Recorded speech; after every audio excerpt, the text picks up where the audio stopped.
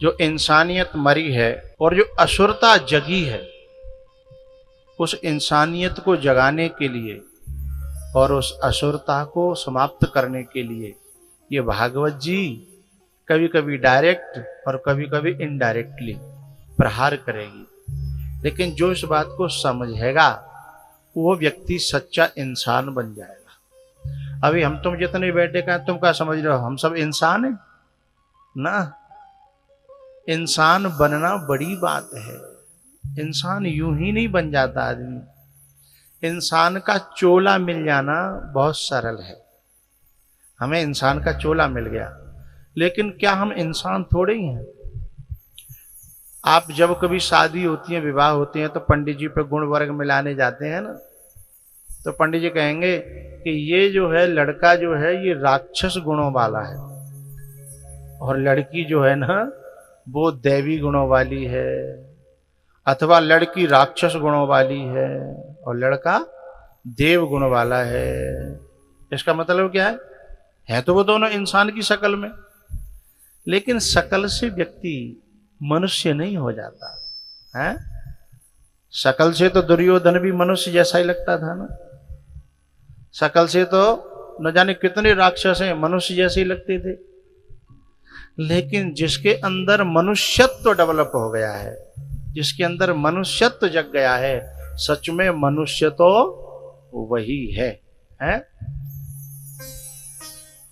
एक बार क्या हुआ, एक बहुत बड़ा भक्त आदमी था, भगवान के भरोसे जीने वाला, भगवान के भरोसे जिया करता था। धीमे धीमे वो बूढ़ा हुआ। उसकी एक बुढ़िया पत्नी, जब वो बूढ़े हुए तो क्या हुआ कि घर के बच्चों ने और बहुओं ने उनकी कदर करना खत्म कर दिया। कदर नहीं होती थी, न छोरा गिने, न बहू गिने, न नाती गिने, कोई गिनता ही नहीं था उनको। बड़े दुखी रहते थे। अच्छा, बेटे तो कुछ ठीक भी थे, लेकिन बहुएं जब से आई तब से सुपड़ा साफ हो गया घर का। कलेश रहने लगा, विद्रोह रहने लगा, अशांति रहने लगी जब से बहुएं आई। भाई देखो, मैं कथा कह रहा हूं, कहो घर में ऐसी बहुएं आई हो तो बुरा मत मानना, है ना। हमारा काम तो कथा कहने का है। तब से बेचारी जो बुढ़िया थी वो जी तो रही थी, पर जीने में मन नहीं लग रहा था। तो अब जो बड़ा बूढ़ा था ना, उसने मन में सोचा कि ऐसी जिंदगी से तो मर जाना ज्यादा बढ़िया है ना। तो घर से निकल पड़ा, लेकिन भगवान के भरोसे रहता था, भगवान का भक्त था, इसलिए भगवान उसका सहायक था। भगवान का सहायक होने के कारण, भगवान के सहायक होने के कारण ऐसा हुआ कि रास्ते में जब वो जा रहा था तो एक पेड़ के नीचे जाके बैठा। पेड़ के नीचे जाके जब बैठा, उस पेड़ पर एक गीध बैठा था।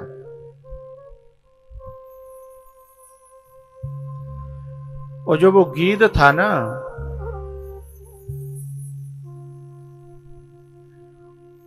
उस गीध ने अपनी पत्नी थी उससे कहा कि मैं बहुत दूर दूर तक घूम के आया हूं, पर क्या करूं, यहां कोई मनुष्य की लाश नहीं मिली। वहां क्या हुआ था कि युद्ध हुआ था छोटा सा, उसमें बहुत लोग मरे पड़े थे। वो वहां पर मांस खाने आए थे, लेकिन वो बोला कि यहां कोई मनुष्य की लाश नहीं मिली। वो नीचे सुन रहा था। बोले जब युद्ध हुआ है कहीं तो मनुष्य तो बहुत मरे पड़े होंगे। उसने नीचे से कहा, भैया युद्ध में तो बहुत मनुष्य मरे पड़े रहते हैं, तुम्हें एक भी लाश मनुष्य की कैसे नहीं मिली? बोले नहीं नहीं, वो शकल के मनुष्य नहीं। बोले तो स्वभाव के मनुष्य, कैरेक्टर के मनुष्य, हृदय के मनुष्य हैं। ये जब मिलते हैं तभी हम लोग उनको खाते हैं। अच्छा, बोले हाँ। तो भैया कैसे मालूम पड़ता है कि ये मनुष्य है और ये कोई और है? तो उसने कांच दिया कि बोले ये शीशा है ना, इससे हम देखते हैं तो मनुष्य का जैसे एक्सरे मशीन से अंदर की हड्डियां दिखाई देती है ना, ऐसे उस कांच से अंदर का उसका स्वरूप दिखाई देता था। तो बोले कि भैया इसका मतलब यह है कि मेरे घर में शायद मनुष्य नहीं थे, इसलिए इतनी चाँचें चैचें होती थी। क्यों भैया, जा कांच को हमें दे सकोगा तुम?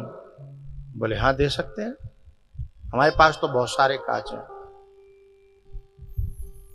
बोले ठीक है। वो कांच को लेकर के पहलते हुए युद्ध के मैदान में गया जहां मरे पड़े थे लोग। भाई दूर दूर तक कोई इंसान नहीं दिखा है, जब भाई हटावे तो लाश पर ही बहुत। उसने कहा ये क्या मामला है? तो दिखता क्या था, बिल्ली पड़ी है, कुत्ता पड़ा है, सियार पड़ा है, लोमड़ी पड़ी है। जब कांचते देखे तो, और कांचे हटावे तो कौन पड़ी बताओ?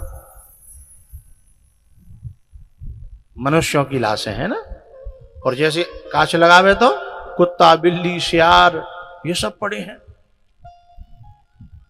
एक आध उसमें बैल पड़ा है, ऐसे सब पड़े हैं।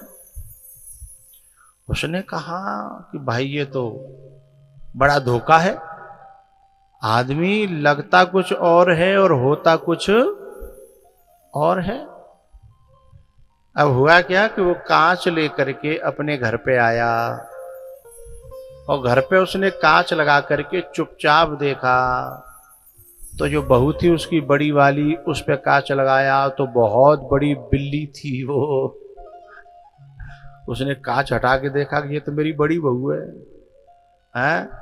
जब बड़े लड़के पर उसने कांच लगाया तो बड़ा लड़का जो कुत्ता था, अब कुत्ता और बिल्ली, तो क्या होगा?